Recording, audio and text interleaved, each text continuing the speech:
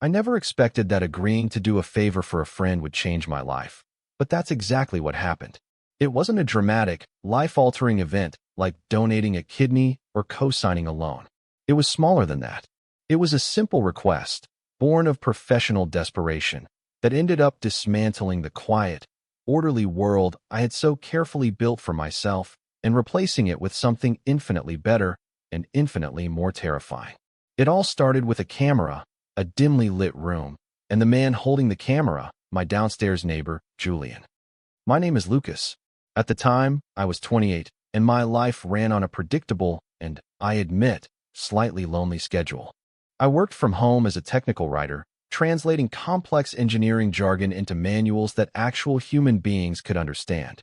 My apartment was my sanctuary, a clean, quiet space filled with books, muted colors, and the gentle hum of my laptop. I liked routine.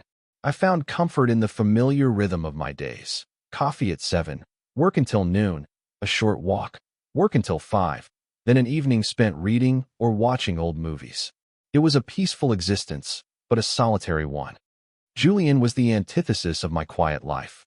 He was a photographer, and his apartment one floor below mine was a constant source of fascinating chaos. Music often drifted up through the floorboards, indie rock, old jazz, stuff I'd never heard of. People were always coming and going from his place. Models with impossibly long legs, artists with paint-splattered jeans, friends who laughed loud and long into the night. He was a whirlwind of creative energy, and from the safe distance of my window, I found him utterly captivating. I'd see him in the building's mailroom or taking out his recycling, and he would always offer a friendly, slightly distracted smile. He had dark, messy hair that fell into his eyes, a dusting of freckles across his nose, and hands that were either stained with ink or smudged with charcoal. He seemed to move through the world with a casual confidence I could only dream of, as if he belonged everywhere he went. And me? I was just the quiet guy from upstairs, the one who probably seemed a little boring. My crush on him was a silent, well-kept secret, a background hum to my life that I never expected to act on. He was in a different world, a brighter, louder world than mine. Let me take you back to the day it all changed. It was a Tuesday, I remember, because Tuesday was my designated day for deep cleaning the kitchen. I was on my hands and knees, scrubbing a particularly stubborn spot on the floor, when a frantic knock echoed from my front door. It wasn't the gentle tap of a delivery person. It was urgent, a rapid-fire series of thumps that vibrated through the wood. I stood up, wiping my hands on my jeans, my heart doing a little nervous flutter. Unexpected visitors were not part of the routine. When I opened the door, Julian was standing there, looking panicked. His hair was even messier than usual, and he was running a hand through it, making it stand on end. He was wearing a faded band t-shirt and jeans with a hole in one knee, and he looked so completely, overwhelmingly present in my doorway that I forgot how to speak for a moment. "Lucas, man, I am so sorry to bother you," he said, his words tumbling out in a rush. "I am in a massive bind. A truly epic, career-defining bind, and I know this is a huge ask, but I'm desperate." He took a deep breath, his eyes wide and earnest. They were a startling shade of hazel, flecked with green and gold, and I realized it was the first time I had ever been close enough to truly see them. I found my voice, which came out as a weak croak. "What's wrong?" I managed. "My model just canceled," he explained, gesturing vaguely back towards his own apartment. "For a personal project. It's for a gallery submission, and the deadline is in 2 weeks. He got a last-minute commercial gig in another city and just left. I'm completely screwed." He looked at me then, a new, calculating light in his eyes. It was a look I'd seen him give interesting shadows on the street or the particular way light hit the fire escape. He was seeing me not as a neighbor, but as a composition. "And, you need help finding a new one?" I asked, already knowing where this was going and feeling a wave of panic wash over me. "No," he said, shaking his head. "I need you." He saw the confusion on my face and quickly elaborated. "Look, the series is called Quiet Strength. It's not about professional models and perfect jawlines. It's about capturing the sort of integrity you find in real people, you know? The kind of stillness that feels powerful. I see you sometimes, on your balcony reading or just looking out at the city, and you have it. You have that centeredness I'm trying to capture. My brain short-circuited. Julian, the whirlwind of creative energy and social magnetism, saw me. Not just as the guy upstairs, but as someone with centeredness. It felt like he was speaking a different language. I, Lucas, the master of routine and quiet observation, was being asked to be the subject of art. The idea was terrifying. All I could picture was my own awkwardness, immortalized by his lens. I don't know, Julian, I stammered. I'm not a model. I don't know how to pose. I'd be terrible. That's the point, he insisted, his voice softening. I don't want you to pose. I just want you to be. I'll handle the rest. I'll direct you. Please, Lucas. You would be saving me. We can do the first session right now, just for an hour, see how it feels. If you hate it, you can walk away, no questions asked. I'll even pay you for your time. The thought of taking money from him felt strange, but it was his earnest plea that got me. The desperation in his eyes was real, and beneath my anxiety, a tiny, treacherous spark of hope flickered. This was a chance, wasn't it? A chance to step outside my four walls, to exist for a short while inside his world. It was a stupid, reckless thought, but it was enough. Okay, I heard myself say, the word feeling foreign in my own mouth. Okay, I'll do it. A slow, brilliant smile spread across Julian's face, transforming his entire expression from frantic to relieved. It was like watching the sun break through the clouds. Seriously? Oh man, thank you. You have no idea. Just wear what you have on now. It's perfect. Come down in 10 minutes. And with that, he was gone, leaving me standing in my doorway with the scent of his coffee and turpentine presence lingering in the air, my heart hammering against my ribs. I had just agreed to be seen. Walking into Julian's apartment was like stepping into another dimension. Where my place was all clean lines and muted tones, his was a riot of organized chaos. Canvases leaned against every wall, some blank, others covered in abstract splashes of color. Books were stacked on the floor, on chairs, on every available surface.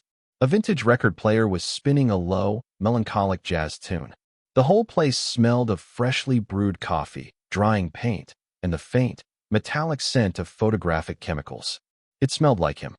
The main room was dominated by his studio setup. A large, seamless white backdrop was pulled down, and several intimidating-looking lights on stands were positioned around a simple wooden stool. It felt like a stage, and I was suddenly gripped with a paralyzing case of stage fright. I stood awkwardly just inside the door, feeling like an intruder in this vibrant, creative space.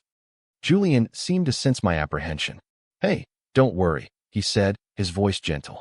There's no pressure here. Just think of it as us hanging out, and I just happen to have a camera. He gestured to the stool. Just have a seat for me. We'll start simple. The first 20 minutes were as awkward as I had feared. I sat stiffly on the stool, my hands clenched in my lap, hyper-aware of the camera lens pointed at me. It felt like a giant, unblinking eye, recording every flicker of my insecurity. Julian moved around me, his camera clicking softly, offering quiet instructions. Turn your head a little to the left. Good. Now look down at your hands. Yeah, just like that. He must have seen how tense I was, because he eventually put the camera down. Okay, new plan, he announced. Let's just talk. Forget the camera is even here, he leaned against a bookshelf, crossing his arms. Tell me about what you do. Technical writing, right? What does that even mean? And so I told him. I explained how I took complicated schematics and turned them into something clear and logical. To my surprise, he was genuinely interested. He asked thoughtful questions, his head tilted as he listened. He talked about his own process, how photography for him was about finding the hidden story in a person or a place, about translating a feeling into a single, still image. We were both translators, in a way, just in different languages. As we talked, I felt the knot in my stomach begin to loosen. He had a way of making you feel like you were the only person in the room. He wasn't the loud, extroverted party host I had imagined. He was thoughtful, a keen observer. The Julian I saw in the mailroom was just a fraction of the person standing in front of me. This person was quieter, more intense, and far more interesting. All right, let's try again, he said after a while, picking up the camera. This time, it was different. The silence wasn't awkward anymore. It was comfortable. I leaned back on the stool, following his directions, but it felt less like posing and more like a quiet conversation between his lens and and my posture. He asked me to think about a favorite memory, about a place I felt most at peace. The click of the shutter became a soft, rhythmic counterpoint to my thoughts. At one point, he came closer to adjust the collar of my shirt, which had folded under itself. His fingers brushed against the skin of my neck, warm and surprisingly gentle. The touch was brief, purely functional, but it sent a jolt straight through me. I held my breath, my entire body suddenly aware of his proximity. He was so close I could see the tiny flecks of gold in his eyes, smell the faint scent of coffee on his breath. He pulled his hand back, and for a split second, his gaze flickered from my collar to my eyes. A beat of silence passed, charged with something I couldn't name. Then he stepped back behind the camera as if nothing had happened. But something had happened. A small, almost imperceptible shift had occurred in the space between us. My perception of him, and perhaps his of me, had been challenged. He wasn't just the confident artist, and I wasn't just the quiet neighbor. We were just two people in a room, and for the first time, I felt like he was seeing the real me, the person behind the carefully constructed walls. And the most surprising part? I wasn't afraid. I was hopeful. Over the next week and a half, the photo shoots became a new part of my routine. Every other day, I would go down to Julian's apartment for an hour or two. We fell into an easy rhythm. I'd arrive, he'd have coffee ready for me, and we'd talk for a bit before we started shooting. He photographed me reading in his worn armchair, looking out his large warehouse window, or simply sitting in silence. He was right. He never asked me to pose, only to be. During these sessions, I learned more about him.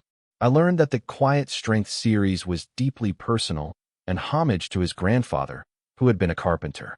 Julian described him as a man of few words but immense presence, a man who could build beautiful, sturdy things with his hands, and who had taught Julian how to see the world. He had this stillness, Julian told me one afternoon, his voice soft with memory, like he was rooted to the earth. I've been trying to capture that feeling my whole life. Hearing him speak with such vulnerability made my chest ache in a way that was both sweet and painful. The attractive, confident artist I had admired from afar was also a man with a deep, sensitive soul. My crush, I realized with a growing sense of panic, was quickly evolving into something much more significant. Each session had a small, significant moment that I would replay in my mind for hours afterward. There was the time he laughed, a deep, genuine sound, when I told a self-deprecating story about a disastrous attempt at baking. The sound seemed to fill up all the empty spaces in his apartment and in me. Another time, he was showing me a contact sheet of photos, pointing out a particular shot he liked. Our heads were bent close together over the images, and his shoulder pressed against mine. The casual point of contact felt anything but casual to me. It felt like an anchor. But here's the thing. All of this connection, all of this growing intimacy, was happening within the carefully defined context of our project. He was the artist, I was the subject. It was a professional arrangement, even if it felt deeply personal. I had no idea if this warmth, this focus he gave me, was just part of his process.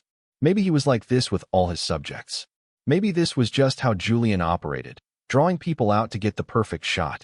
The line between Lucas the neighbor and Lucas the model was becoming hopelessly blurred, and I was terrified that once the project was over, the connection would vanish along with the camera. Then came the final shoot. It was an evening session. The sun was setting, casting long, golden shadows across his studio. Julian had been quiet that day, more pensive than usual. He fussed with the lights, adjusting them over and over, aiming for a soft, low-lit effect. The atmosphere in the room felt different, charged with a nervous energy that hadn't been there before. "I have one more idea," he said finally, turning to me. His expression was serious, intense. "I want to try to capture a moment of anticipation. The moment just before something happens. A threshold." He paused, his gaze fixed on my face. "I want to capture the breath right before a kiss." My own breath hitched in my throat. My heart started a frantic, pounding rhythm against my ribs. A kiss? Was he serious? My mind raced, trying to make sense of his words. Was this a test? A hint? Or was it purely an artistic concept that had nothing to do with me personally? I couldn't tell, and the uncertainty was maddening. "Okay," I said, my voice barely a whisper. I trusted him. By now, I trusted him completely.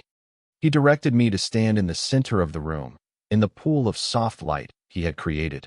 He dimmed the overhead lights until we were cocooned in an intimate twilight.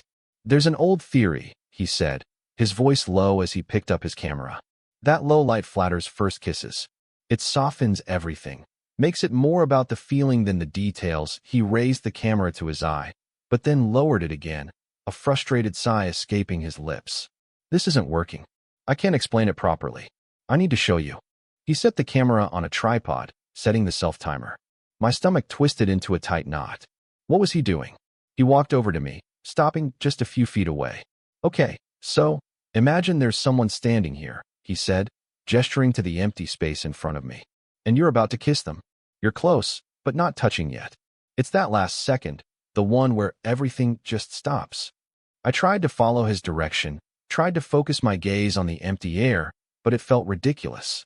I felt my face flush with awkwardness. He must have seen it. "No, this is stupid," he muttered, running a hand through his hair. "I need to." Here, and then he stepped forward, into the space where the imaginary person was supposed to be.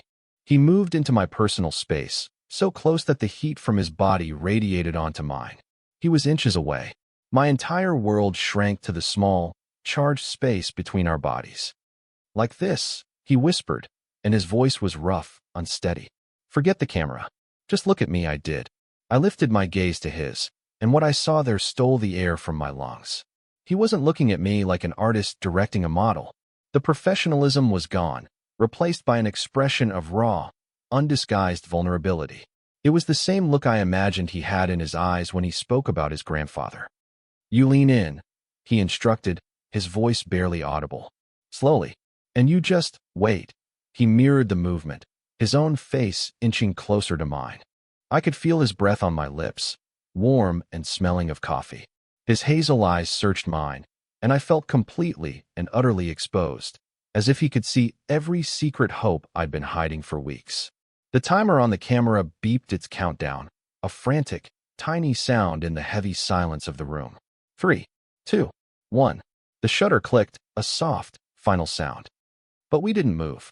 We stayed there, frozen in that moment, our lips centimeters apart, breathing the same air. The world fell away. There was no camera, no apartment, no city outside the window. There was only Julian's face, so close to mine, his eyes full of a question he seemed terrified to ask. I could have closed the distance. I wanted to, more than anything I had ever wanted. But I was paralyzed by the fear that this was still just a pose, an act for the sake of his art. After what felt like an eternity, he was the one who pulled back. He cleared his throat and stepped away, breaking the spell. The space he left behind felt cold. He didn't look at me. He walked over to the camera and fiddled with the settings, his back to me. I think we got it," he said, his voice strained. "That's a wrap. The project is done." The finality of his words hit me like a physical blow. The project is done. I stood there, feeling foolish and exposed, my heart aching with a confused mix of hope and humiliation. I had felt something real in that moment, something powerful and undeniable. But his retreat, his sudden coolness, made me question everything. Had I imagined it all? "Thanks, Julian," I said, my voice sounding hollow and strange in the quiet room. "For everything." "Yeah," he said, still not turning around.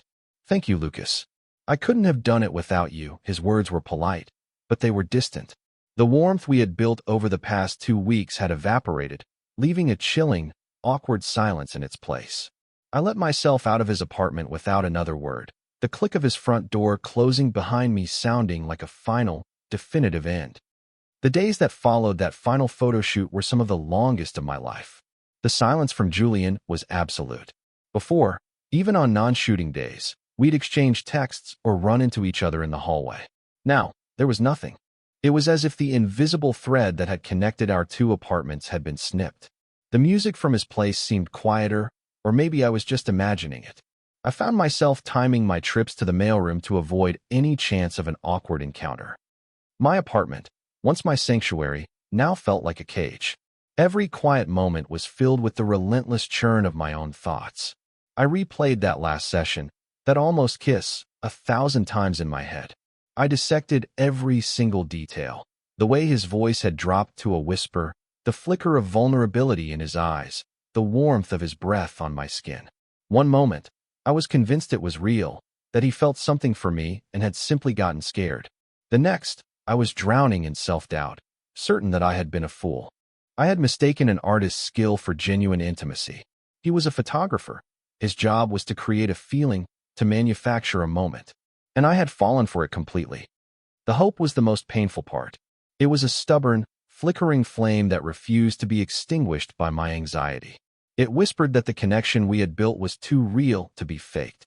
It reminded me of the way he listened when I talked, the genuine laugh we shared, the gentle way his fingers had brushed my neck.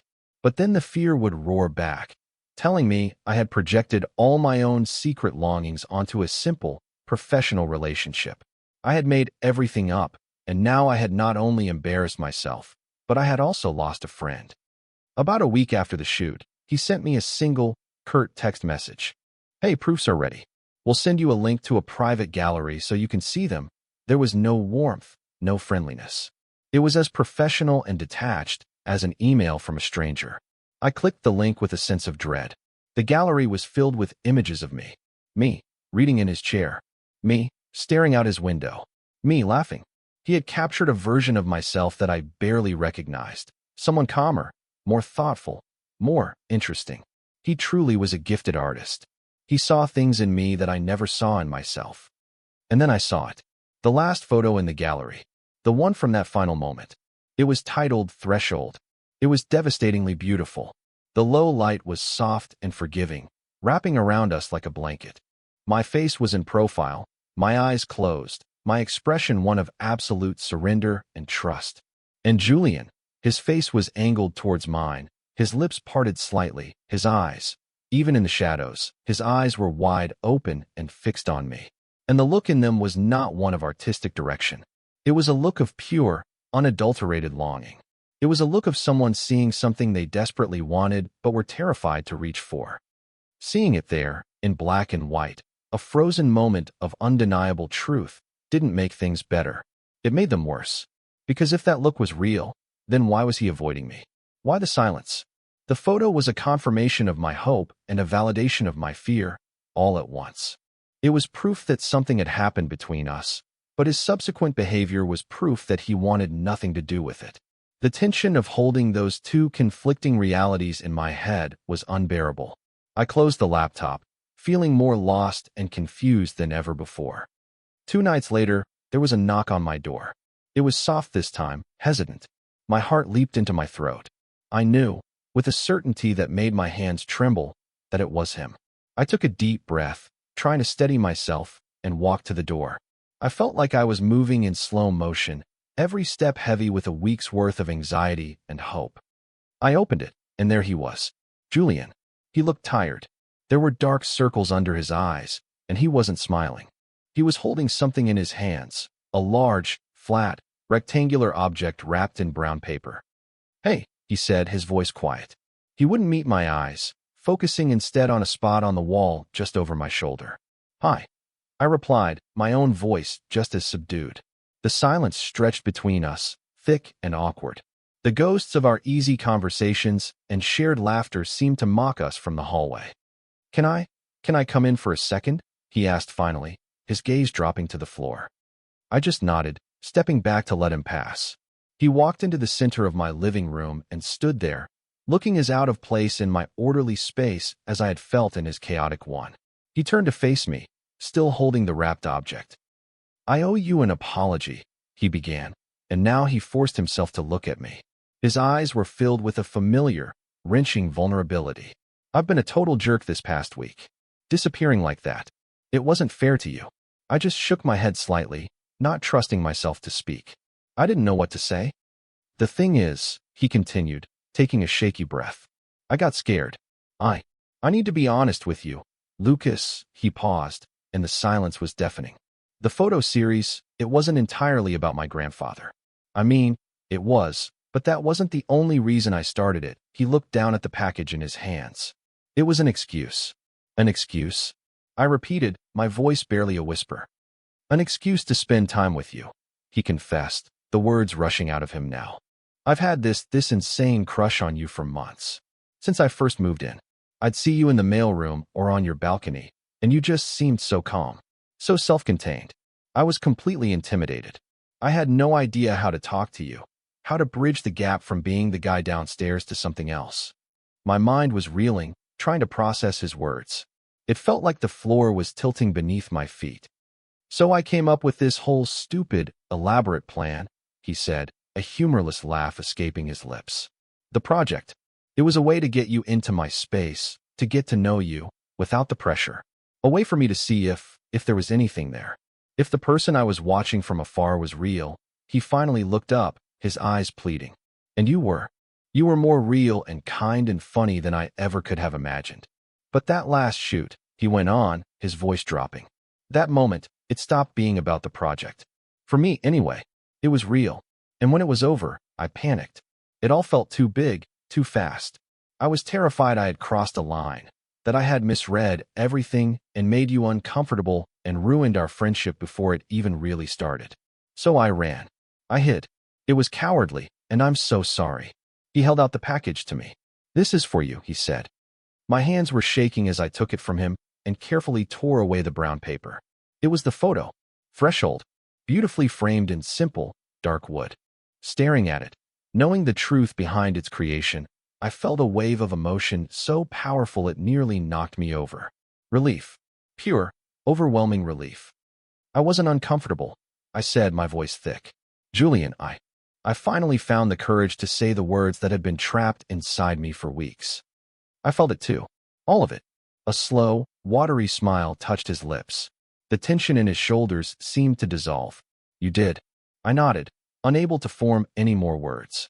I just looked at him, letting all the hope and fear and longing of the past weeks show on my face. He took a hesitant step closer, then another, until he was standing right in front of me, just as he had been in the photo. So, he whispered, his eyes searching mine. Can we maybe try that again? For real this time? No camera. No lights. And this time, when he leaned in, I met him halfway. His lips were soft, hesitant at first, and then they grew more confident as I responded. It was a kiss that was 1,000 times better than any photograph.